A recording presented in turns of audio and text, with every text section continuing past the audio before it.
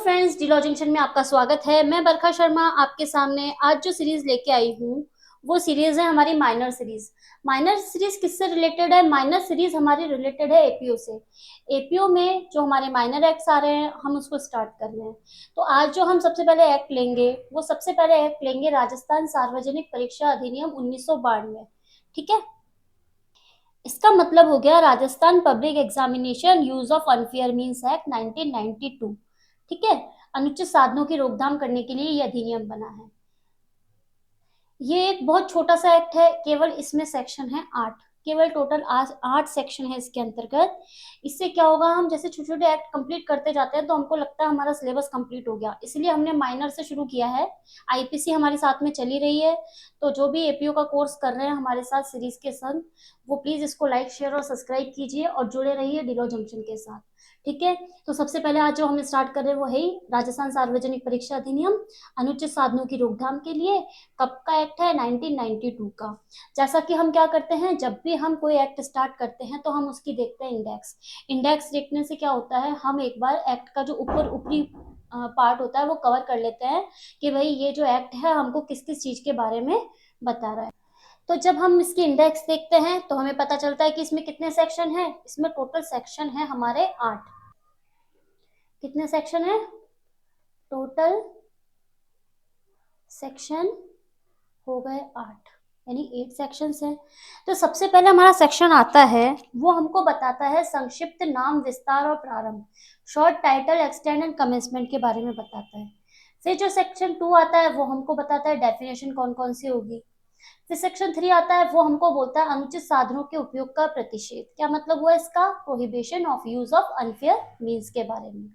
ठीक है, फिर आता है हमारा सेक्शन 4। सेक्शन 4 हमको बोलता है प्रश्न पत्र का अप्राधिकृत कब्जा या प्रकटन।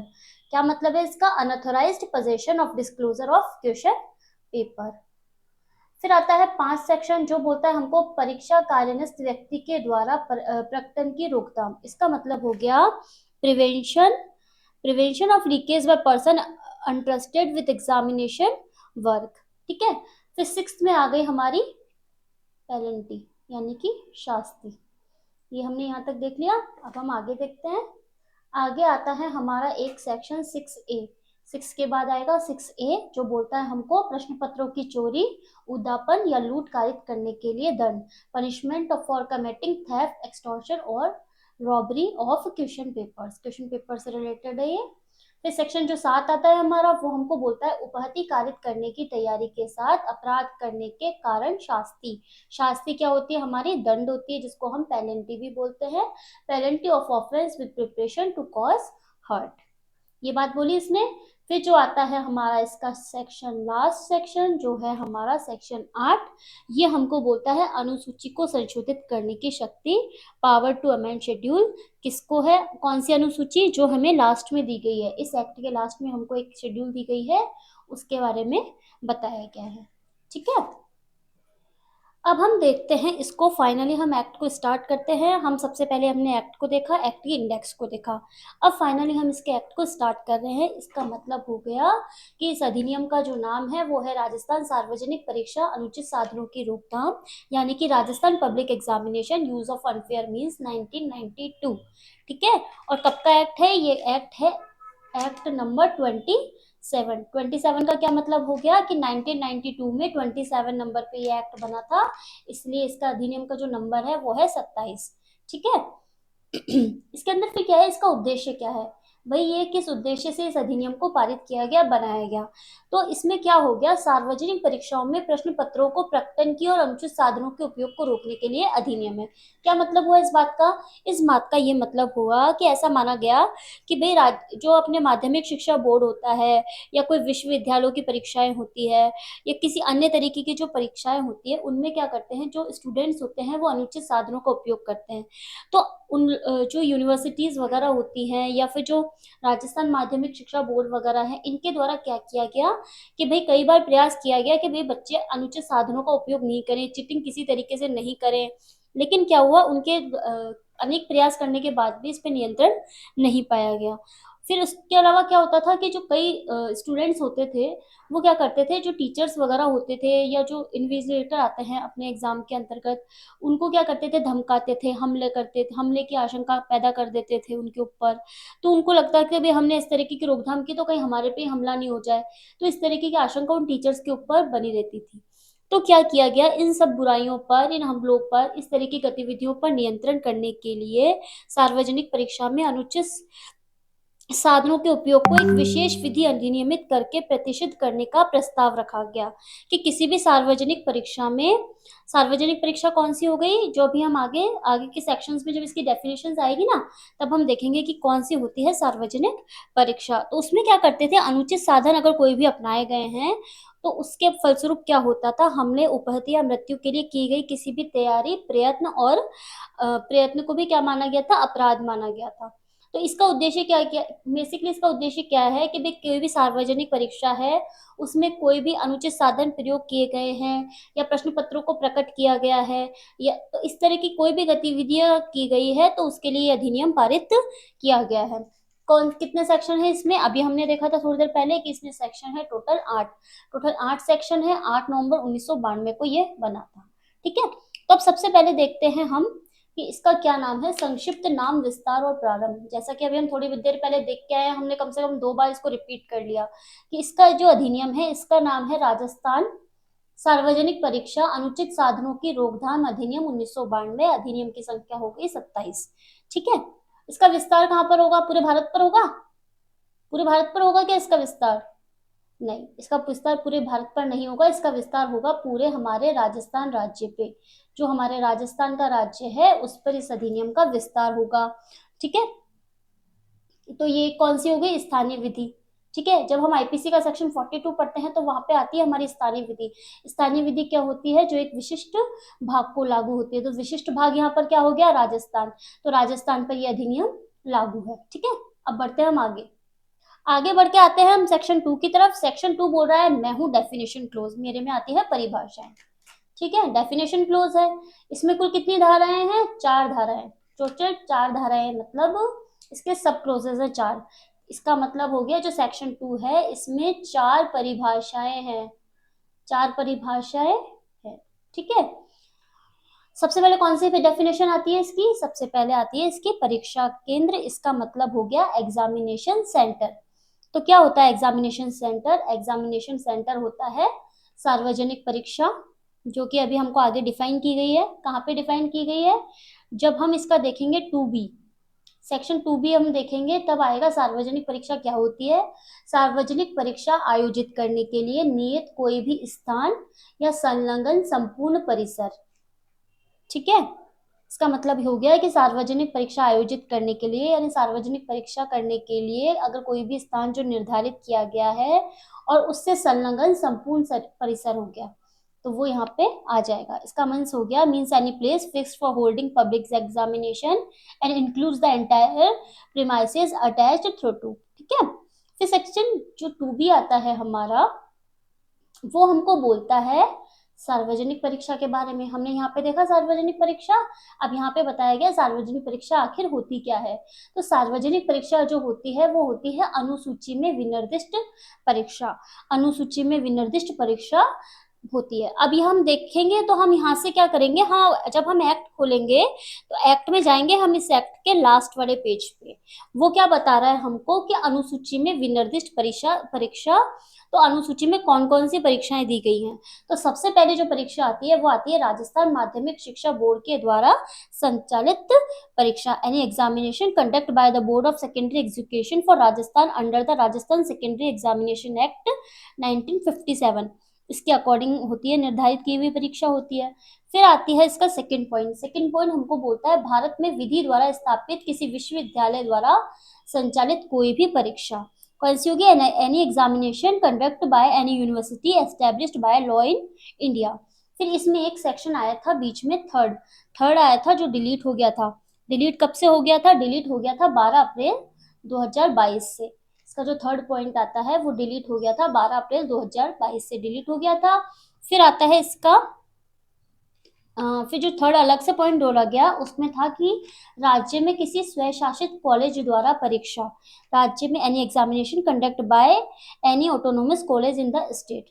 ये बात किसने बोली, इसके इस वाले पॉइंट ने हमको बोली। फिर ये बता रहा है कि 5, 6, 7, 8 भी पॉइंट हुआ करते थे इसमें, जो कि 12 अप्रैल 2022 से डिलीट हो गए हैं। ठीक है, ये किस सेक्शन की बात हो गई, ये हमारे ये सेक्शन की बात हो गई 2B। 2B में हमको किसके बारे में बताया गया था, सार्वजनिक परीक्षा के बारे में। ठीक है, इसका मतलब हो गया पब्लिक एग्जामिनेशन। तो ये बात हमको इसको किससे कनेक्ट करना है, हमको इसको कनेक्ट करना है हमको अनुसूची से। चलिए बढ़ते हैं आगे। आगे बढ़ के जाएंगे हम अनुचित साधन की तरफ कि आखिर ये अनुचित साधन बार बार उपयोग आ रहे हैं, तो ये अनुचित साधन होते कौन से हैं। ठीक है, अनफेयर मीन्स का क्या मतलब है, तो ये जो 2C है यानी 2G में हमको बताया गया अनुचित साधन के बारे में, अनफेयर मीन्स के बारे में। तो क्या होता है कि किसी भी सार्वजनिक परीक्षा में, किसी परीक्षा के संबंध में अनुचित साधन से क्या तात्पर्य होता है कि किसी सार्वजनिक परीक्षा में प्रश्न का उत्तर देते समय, कोई व्यक्ति है एग्जाम दे रहा है और एग्जाम देते समय कोई प्रश्न का उत्तर देते समय क्या करता है, किसी भी व्यक्ति से या किसी भी अभिलिखित लिखित या अभिलिखित या मुद्रित सामग्री से या किसी भी रूप से क्या करता है, अप्राधिकृत सहायता करता है। इस तरीके से क्या करता है, वो अप्राधिकृत सहायता करता है या किसी भी अप्राधिकृत दूरभाषित बेतार या इलेक्ट्रॉनिक या अन्य उपकरण या यंत्र का उपयोग करता है। क्या हो गया, उसने क्या किया, किसी व्यक्ति ने क्या किया, या तो कोई लिखित पर्ची हो सकती है, ठीक है, या किसी भी तरीके से अन्य तरीके से यूज किया, मुद्रित किया कोई सामग्री हो गई, ठीक है, या किसी व्यक्ति से किसी भी रूप से अप्राधिकृत रूप से सहायता प्राप्त करी, या किसी दूरभाषित बेतार क्या होता है, जैसे ब्लूटूथ वगैरह डिवाइस वगैरह यूज कर ली जाती है ना। आपने कई बार सुना होगा ब्लूटूथ, कई लोग क्या करते हैं एग्जाम में अपने कान के अंदर ही वो ब्लूटूथ डलवा लेते हैं एग्जाम तक के लिए, फिर बाद में पता चलता है कि उसने अंदर कान में इंसर्ट करवा रखा था। तो इलेक्ट्रॉनिक या अन्य उपकरण या किसी भी अन्य यंत्र का उपयोग करता है, जैसे कई लोग मान लो घड़ी के अंदर कोई ब्लूटूथ फिट करके लेके आए हो, या किसी भी अन्य तरीके का कोई गैजेट वगैरह यूज करके आए हो। आजकल तो आप देखते हैं बटन वगैरह में भी छोटे छोटे बटन वगैरह, इस तरीके के कैमरे वगैरह आते हैं, इस तरीके की ईयर स्पीकर्स वगैरह आते हैं।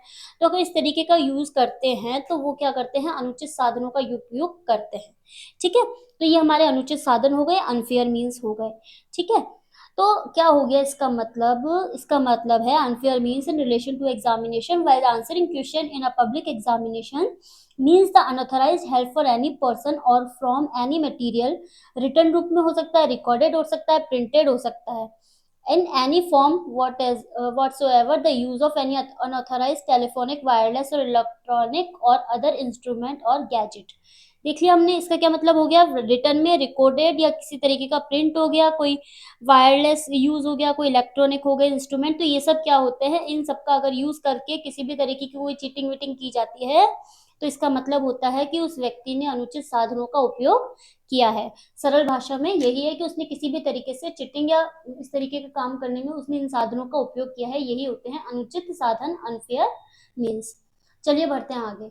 आगे बढ़ के चलेंगे हम 2D के पास। 2D हमको बोल रहा है कि इस अधिनियम में जो परिभाषित किए गए उनका तो वैसे के वैसे अर्थ होगा, पर मान लो कुछ ऐसे शब्द हैं जिनको यहाँ पे परिभाषित नहीं किया गया है, तो जिन शब्दों का जो शब्द यहाँ प्रयोग किए गए हैं वो तो यहाँ के अकॉर्डिंग हो जाएंगे, और जो शब्द यहाँ पे परिभाषित नहीं है उनका वही अर्थ होगा जो किसका है, भारतीय दंड संहिता सॉरी 1860 का है। हम इसको भारतीय न्याय संहिता भी बोल सकते हैं, क्योंकि अब तो ये बीएनएस तो लेने वाला है, आईपीसी की जगह बीएनएस लेने वाला है ना इसकी जगह, तो इसलिए भारतीय दंड संहिता 1860 में जो है दे रखा है वही यहीं पे यूज किया जाएगा। मेरे मुंह से बीएनएस इसलिए निकला है क्योंकि हम क्या कर रहे हैं, यूट्यूब पे हमारी बीएनएस की सीरीज भी चल रही है, तो जिन लोगों को अगर बीएनएस देखना है तो आप लोग वहां पे जाके देख सकते हैं। ठीक है, चलिए बढ़ते हैं आगे सेक्शन 3 की तरफ। सेक्शन 3 हमको बोल रहा है अनुचित साधनों के उपयोग का प्रतिषेध। क्या बोल रहा है, अनुचित साधनों के उपयोग का प्रतिषेध, prohibition of use of unfair means. इसका मतलब होता है कि कोई भी व्यक्ति होगा किसी भी सार्वजनिक परीक्षा में अनुचित साधनों का उपयोग नहीं करेगा। अनुचित साधन कौन से हैं, अनुचित साधन वो होते हैं जो हमको दे रखे हैं सेक्शन 2C में। सेक्शन 2C में हमको बता रखे हैं अनुचित साधन, इसका मतलब हो गया अनफेयर मीन्स। ठीक है, तो अनुचित साधनों के उपयोग का प्रतिषेध मतलब प्रोहिबिशन हो गया, मना कर दिया गया है, इसका मतलब कोई भी व्यक्ति किसी भी सार्वजनिक परीक्षा में अनुचित साधनों का, अनफेयर मीन्स का उपयोग नहीं करेगा। ठीक है, आगे बढ़ते हैं। आगे बढ़ के चलेंगे हम सेक्शन 4। सेक्शन 4 क्या बोल रहा है हमको, प्रश्न पत्र का अप्राधिकृत कब्जा या प्रकटन। इसका मतलब हो गया कि अनऑथराइज्ड पोजेशन और डिस्क्लोजर ऑफ क्वेश्चन पेपर। तो क्या है इसके अंतर्गत, प्रकटन का मतलब क्या होता है, प्रकटन का मतलब होता है खुलासा करना। प्रकटन का मतलब क्या हो गया, खुलासा करना, मतलब प्रकट कर देते हैं ना किसी चीज को, पेश कर देते हैं एक तरीके से। तो वो बात है कि कोई भी व्यक्ति है, कोई भी ऐसा व्यक्ति है जो ऐसा करने के लिए विधि पूर्वक प्राधिकृत है या अपने कर्तव्यों के आधार पर अनुज्ञात नहीं है, किसी सार्वजनिक परीक्षा में परीक्षार्थी को प्रश्न पत्र के वितरण के लिए नियत समय के पूर्व, नियत समय क्या होता है, नियत समय वो होता है जो हमको एग्जामिनेशन सेंटर में दिया गया होता है। जैसे कि 9 से 12 का एग्जाम है, तो आपको कहा गया है कि आप 8 बजे उपस्थित होंगे, तो ये नियत समय हो गया। तो नियत समय के पूर्व कुछ भी नहीं होगा, वो ये चीज बता रहा है। तो क्या है इसका मतलब, इसका मतलब हो गया कि no person who is not lawfully authorised और permitted by virtue of his duties so to do share before the time fixed for distribution of question paper to examinees at a public examination. कहाँ पे करेगा, सार्वजनिक परीक्षा में। सार्वजनिक परीक्षा अभी हमने कहाँ पे पढ़ी थी, सार्वजनिक परीक्षा हम पढ़ के आए थे 2B में, सेक्शन 2B में हम पढ़ के आए थे सार्वजनिक परीक्षा। तो ऐसा कोई भी व्यक्ति होगा जो ऐसा करने के लिए विधि पूर्वक प्राधिकृत है, मतलब उसको लॉफुल अथॉरिटी है, या उसके अपने कर्तव्यों के आधार पर अनुज्ञात नहीं है, मतलब उसको ऐसा करने की परमिशन नहीं दी गई है। एक तो विधि पूर्वक प्राधिकृत है और एक विधि पूर्वक प्राधिकृत नहीं है। तो वो क्या करेगा, किसी सार्वजनिक परीक्षा में, एग्जामिनेशन में परीक्षार्थी को प्रश्न पत्र के वितरण के लिए जो समय दिया गया है, अगर उससे पूर्व क्या करेगा, ऐसे प्रश्न पत्र या उसका कोई भाग या प्रति उपाप्त नहीं करेगा, उपाप्त करने का प्रयत्न नहीं करेगा या कब्जे में नहीं लेगा। ये बोल रहा है इसका मतलब कि जब तक उसको दिया नहीं जाएगा तब तक उसके किसी भी प्रश्न पत्र के भाग को या उसकी कोई भी प्रति होती है, ठीक है ना, उसको प्राप्त भी नहीं करेगा, ऐसा प्राप्त करने का प्रयत्न भी नहीं करेगा और ऐसा कब्जे में भी नहीं लेगा। ऐसा सूचना नहीं देना या देने का प्रस्ताव नहीं करेगा जिसके ऐसे प्रश्न पत्र से संबद्ध प्राप्त या संबंधित होने को वे जानता है, ऐसा विश्वास करने का उसका कारण है। क्या मतलब निकला इस बात का, इस बात का मतलब ये नहीं इसका इस बात का ये मतलब निकला कि भाई वो ऐसी कोई भी सूचना नहीं देगा, ऐसी कोई भी सूचना देने का प्रस्ताव नहीं करेगा। मैं मान लो मेरे पास कोई पेपर है, मेरे पास कोई भी पेपर नहीं है, अगर देखा जाए तो मान लो मैं बोलती हूँ कि मेरे पास पेपर है, जेएलओ का एग्जाम हो गया, जेएलओ का एग्जाम्पल का उदाहरण दे देते हैं कि जेएलओ का एग्जाम था है, और मैं कह देती जेएलओ के एग्जाम होने से पहले कि मेरे पास ऐसा प्रश्न पत्र है, या मैं प्रस्ताव कर देती किसी को कि मेरे पास ऐसा प्रश्न पत्र है, क्या आप इसको खरीदना चाहेंगे, या मेरे पास उस प्रश्न पत्र से संबंधित कोई भी सूचना होती कि भाई वो वहां पे प्रिंट हुआ है, या कहीं से भी कि मैं जानता हूँ कि भाई वो पेपर वहां पे ऐसे आपको मिल सकता है, ऐसा या विश्वास करने का कारण कर देती हूँ मैं कि भाई मेरे पास ये विश्वास है मुझे कि वो पेपर आपको वहां से मिल सकता है। इस तरीके की कोई भी जानकारी, इस तरह की कोई भी हरकत नहीं करेगा। कौन नहीं करेगा, जिसके पास ये अथॉरिटी है या जिसको इस चीज का ज्ञान है। समझ में आ गया कि प्रश्न पत्र का अपराधिकृत कब्जा, अनऑथराइज पोजीशन और डिस्क्लोजर ऑफ क्वेश्चन पेपर ऐसा नहीं किया जाएगा, ठीक है, चाहे से कोई व्यक्ति प्राधिकृत हो या जिसको अपने कर्तव्यों के आधार पर अनुज्ञात नहीं किया गया है, परमिशन नहीं दी गई है। तो ये बात हो गई हमारे सेक्शन 4 की। सेक्शन 4 के बाद चलेंगे सेक्शन 5 की तरफ। सेक्शन 5 हमको बोल रहा है परीक्षा कार्यनस्त व्यक्ति के द्वारा प्रकटन की क्या होगी, रोकथाम। क्या हो गया इसका मतलब, इसका मतलब हो गया prevention of leakage by person untrusted with examination work. कि क्या होगा कि कोई भी व्यक्ति है, ऐसा कोई भी व्यक्ति है जिस पर सार्वजनिक परीक्षा, हमने पढ़ी थी 2B में, देखा था अभी, संबंधित कोई भी कार्य न्यस्त किया गया है, न्यक्त नहीं है न्यस्त किया गया है, न्यस्त करना मतलब उसको कोई भी काम दिया गया है। तो वहां पे क्या होगा, सिवाय वहां के जहां ऐसा करने के लिए अपने कर्तव्यों के आधार पर अनुज्ञात किया गया है, वहां पे क्या था, अनुज्ञात नहीं किया गया, यहाँ पे उसको कर्तव्यों के आधार पर अनुज्ञात किया गया है, परमिशन दी गई है। तो कोई भी इसी सूचना या उसका कोई भी भाग जो उक्त कार्य पर इस प्रकार न्यस्त किए जाने के आधार पर उसकी जानकारी में आया, किसी भी अन्य व्यक्ति को प्रत्यक्ष या परोक्ष रूप से प्रकट नहीं करेगा या प्रकट नहीं करवाएगा और नहीं बताएगा। सेम बात बोल रहा है, पर ये क्या किया है, जिसको क्या ऑथराइज पर्सन के बारे में बात हो रही है, यहाँ पे क्या होता है, prevention leakage by person entrust with examination work. उसको किया गया परीक्षा कार्यों के लिए, उसको न्यस्त किया गया। कई बार होता है ना कि भाई भाई आप पेपर बनवाओगे, इस तरीके का कोई काम न्यस्त कर दिया जाता है ना, कि बस उसको न्यस्त किया कि भाई ये प्रिंटिंग आपके यहाँ पे होगी, या एक कोई प्रिंट होगा पेपर का, वो ऐसे संभाल के रखने के लिए कहा जाएगा कि भाई एग्जामिनेशन का पेपर है, इसको संभाल के रखा जाएगा कि भाई इसका प्रिंट निकलने वाला है।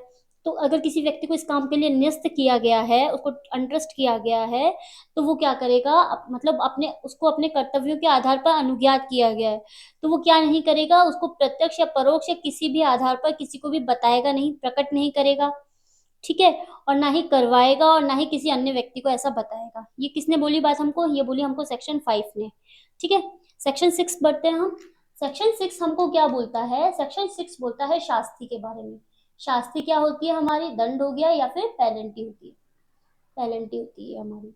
क्या बोल रहा है कि जो कोई भी निम्न प्रावधान का उल्लंघन करता है या उल्लंघन का प्रयास करता है या उल्लंघन का दुष्प्रेरण भी करता है। दुष्प्रेरण कहाँ पढ़ा है हम लोगों ने, दुष्प्रेरण पढ़ते हैं हम आईपीसी में। आईपीसी का कौन सा चैप्टर आता है, चैप्टर आता है हमारा 5। चैप्टर 5 कहाँ से कहाँ तक आता है, चैप्टर 5 आता है हमारा 107 से लेके 120 तक। हम साथ साथ ऐसे पढ़ते चलेंगे ना किसी भी वर्ड को लेके, तो हमको क्या होगा, वो वाला जो, जैसे मान लो अभी हम पढ़ रहे हैं ये वाला अनफेयर मीन्स वाला एक्ट, पर हमको दुष्प्रेरण दिख गया और हमको दुष्प्रेरण की याद आ गई, तो इसका मतलब हमारी प्रिपरेशन बिल्कुल सही चल रही है, हम सही दिशा में तैयारी कर रहे हैं। तो आपको भी इसी तरीके से प्रिपरेशन करनी है। कोई भी वर्ड हमको दिख रहा है तो हमको देखना है कि हमने क्या इस सेक्शन को पहले, इस वर्ड को पहले किसी सेक्शन में पढ़ा था। तो अगर इस तरीके से हम पढ़ के करेंगे ना, तो क्या होगा, हमको याद भी हो जाएगा, हमारा रिवीजन भी हो जाएगा। चलो ठीक है ना, फिर हम आगे बढ़ते हैं। अब आगे बढ़ के चलते हैं, हम क्या बोल रहा है कि इस तरीके का कोई भी उल्लंघन करता है, उल्लंघन का प्रयास करता है या फिर उल्लंघन का दुष्प्रेरण यानी अबैटमेंट करता है, तो क्या होगा, अगर वो सेक्शन 3 में क्या बताया था हमको, सेक्शन 3 ने हमको बताया था कि अनुचित साधनों के उपयोग का प्रतिषेध यानी कि prohibition of use of unfair means, अगर इस तरीके का काम करता है तो वो 3 वर्ष तक के कारावास से और जुर्माने से भी दंडित होगा। जुर्माना कितना होगा, 2,000 रुपए तक का होगा, ठीक है। अब फिर आता है सेक्शन 4 और 5। सेक्शन 4 और 5 का अगर कोई अपराध करता है, सेक्शन 4 में क्या था, प्रश्न पत्र का अपराधिकृत कब्जा या प्रकटन, इसका मतलब हो गया अनऑथराइज पोजीशन और डिस्क्लोजर ऑफ क्वेश्चन पेपर। और सेक्शन 5 हमको बोलता है, जो हमारे सामने लिखा हुआ है अभी देखा जाए तो ऊपर, सेक्शन 5 हमको बोलता है परीक्षा कार्यरत व्यक्ति के द्वारा प्रकटन की रोकथाम। इसका मतलब हो गया prevention of leakage by person interest with examination of work. अगर इस तरीके का काम किया जाता है, सेक्शन 4 और 5 का उल्लंघन किया जाता है, तो क्या होगा, कम से कम 5 वर्ष की सजा होगी कारावास की और अधिकतम होगी 7 वर्ष की। जुर्माना कितना होगा, 10,000 रुपए का जुर्माना होगा, ठीक है ना, 10,000 रुपए तक का जुर्माना होगा, इससे वो व्यक्ति दंडित किया जा सकेगा। अब आगे बढ़ते हैं, आगे बढ़ के चलेंगे हम सेक्शन 6A की तरफ। सेक्शन 6A क्या बोल रहा है, सेक्शन 6A बोल रहा है कि ये जुड़ा है 17/5 2002 से जुड़ा है ये। इसका मतलब हो गया कि ये सेक्शन हमारे 1992 में नहीं था, 1992 में नहीं था, और उसके बाद जुड़ा ये 17 मई 2002 से, ठीक है। 17 मई 2002 से जुड़ा 6A। 6A क्या बोलता है, 6A बोलता है प्रश्न पत्रों की चोरी, उदापन, लूट कारित करने के लिए दंड। इसका मतलब हो गया punishment for committing theft, extortion और रॉबरी ऑफ क्वेश्चन पेपर्स। तो क्या होगा कि जो कोई भी व्यक्ति होगा, जो कोई भी व्यक्ति लोक परीक्षा के, पब्लिक परीक्षा जो होती है, हमने सार्वजनिक लोक परीक्षा का वही मतलब है जो वो उसका सार्वजनिक परीक्षा का है। यहाँ पे लोक परीक्षा देख के आप घबरा मत जाना कि लोक परीक्षा वर्ड कहाँ से आ गया। लोक परीक्षा वही है, लोक का मतलब वही, सार्वजनिक परीक्षा 2B में पढ़ी थी हमने। लोक परीक्षा के प्रश्न पत्रों की चोरी, उद्यापन या लूट ऐसे प्रश्न पत्र के समाप्त होने से पहले, लोक परीक्षा के प्रश्न पत्रों की क्या करेगा, चोरी करेगा, उद्यापन करेगा, लूट करेगा, थेफ्ट हो गया, एक्सटॉर्शन हो गया, रॉबरी हो गई, इस तरीके की कोई भी हरकत करेगा प्रश्न पत्र के समाप्त होने से पहले, किसी भी समग्र को कारित करता है। ये समग्र नहीं है, यहाँ पे समय हो गया, समाप्त होने से पहले किसी भी समय, समय है कि भाई जो कोई भी व्यक्ति किसी सार्वजनिक परीक्षा को समाप्त होने से पहले, प्रश्न पत्र के समाप्त होने से पहले किसी भी समय क्या करता है, कोई प्रश्न पत्र जो होते हैं, क्वेश्चन पेपर जो होते हैं, उनकी कोई भी चोरी, उद्यापन या लूट करेगा, तो वो भारतीय दंड संहिता 1860 यानी कि हमारी जो आईपीसी है, आईपीसी के किसी भी बात के प्रतिकूल होते हुए कारावास से जो अधिकतम 5 वर्ष की या अधिकतम जो 7 वर्ष की, कम से कम 5 वर्ष, अधिकतम 7 वर्ष। और जो जुर्माना होगा वो कितना होगा, 15,000 रुपये से कम नहीं होगा। ठीक है, 15,000 रुपये से कम नहीं होगा और अधिकतम 1 लाख रुपए तक का हो सकेगा। इससे वो व्यक्ति दंडित किया जाएगा। ठीक है, आगे बढ़े। चलिए अब देखते हैं सेक्शन 7।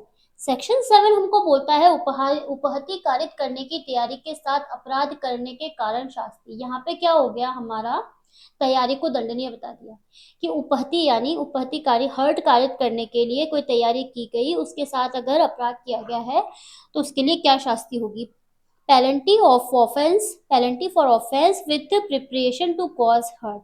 तो क्या होगा कि जो कोई भी व्यक्ति है, इसको हमने क्या किया, एक लिस्ट रूप में तैयार कर दिया कि जो कोई भी व्यक्ति होगा किसी व्यक्ति की मृत्यु कारित करने के लिए, ठीक है, डेथ कमिट करने के लिए मतलब, या फिर उपहति हर्ट करने के लिए, हमला यानी कि असॉल्ट करने के लिए, सदोष अवरोध करने के लिए, ठीक है ना। सदोष अवरोध क्या होता है, रॉन्गफुली रेस्ट्रेन करने के लिए किसी भी व्यक्ति के लिए मृत्यु या उपहति या हमले या सदोष अवरोध का भय पैदा करने के लिए तैयारी करके सेक्शन 6 के अधीन दंडनीय अपराध करता है।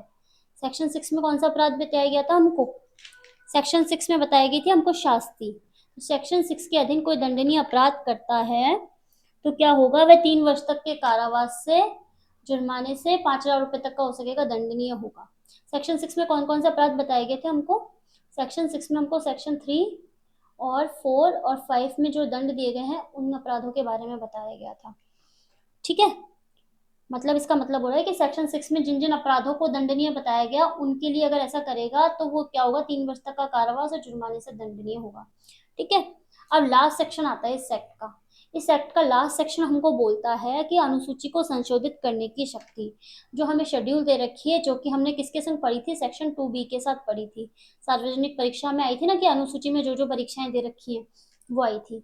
तो अनुसूची में जो जो परीक्षाएं दे रखी हैं उनको संशोधित करने की शक्ति किसके पास है, किसके पास है भाई, इसके पास है राज्य सरकार के पास, यानी कि हमारी स्टेट गवर्नमेंट के पास है। स्टेट गवर्नमेंट कौन सी है हमारी, राजस्थान गवर्नमेंट, क्योंकि राजस्थान का एक्ट है ना, तो राजस्थान गवर्नमेंट ही तो आएगी यहाँ पे।